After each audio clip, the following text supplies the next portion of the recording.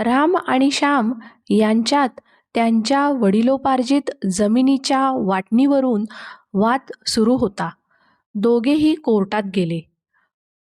कोर्टाने दोन्ही बाजू ऐकून घेतल्या आणि निर्णय दिला. या जमिनीवर रामचा 50% आणि श्यामचा 50% हक्क आहे. दोन्ही भावांना वाटले की खटला संपला, पण प्रत्यक्षात तसे नव्हते. हा फक्त कागदावरचा निर्णय होता की कोणाला किती हक्क आहे.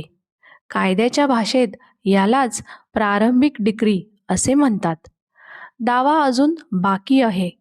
हक्क तर ठरले, पण मुख्य प्रश्न अजून शिल्लक होता.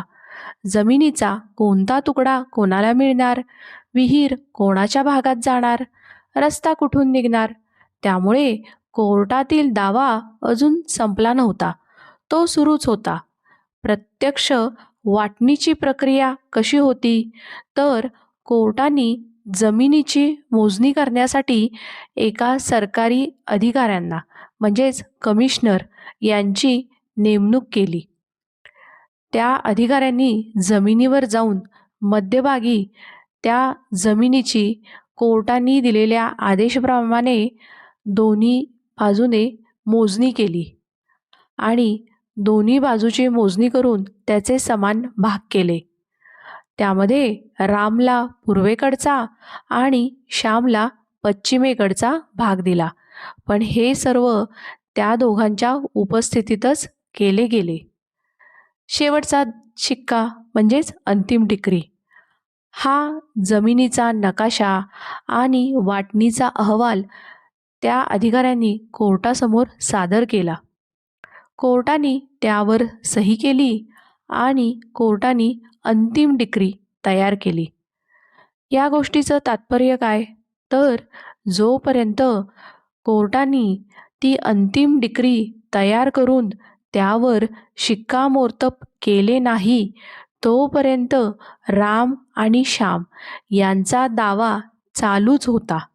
जेव्हा अंतिम डिक्री तयार झाली, तेव्हाच त्यांचा कोर्टातील दावा खऱ्या अर्थाने आणि पूर्णपणे संपला. यावरून काय सिद्ध होते, तर यावरून असे सिद्ध होते की फक्त हक्क ठरल्याने दावा संपत नाही, तर अंतिम डिक्री तयार झाल्यानंतरच दाव्याचा शेवट होतो. आता ज्यांना कायद्याच्या भाषेचा अभ्यास आहे किंवा करायचा आहे, त्यांच्यासाठी प्रोव्हिजन माहिती पाहिजेत. म्हणजेच ही प्रोव्हिजन आहे सिव्हिल प्रोसिजर कोड 1908. याच्यामध्ये सेक्शन 2 क्लॉज 2 या कलमामध्ये असे सांगितले आहे की डिक्रीचे 2 भाग असतात. पहिली म्हणजे प्रारंभिक डिक्री आणि दुसरी म्हणजेच अंतिम डिक्री. तसेच ऑर्डर 20 रूल 18 यामध्ये जमिनीच्या किंवा मालमत्तेच्या वाटणीच्या दाव्यात अंतिम डिक्री कशी तयार केली जाते याबद्दल माहिती, नियम सांगितलेले आहेत. तसेच आपल्याला जर का यासाठी सन्माननीय सुप्रीम कोर्ट यांचे सायटेशन हवे असतील, तर हे मी स्क्रीनवरती दिलेले आहेत. अशा प्रकारे आजच्या भागात आपल्याला नक्की दाव्याचा निकाल कधी लागतो आणि दावा कधी संपतो याबद्दल माहिती मिळालीच असेल.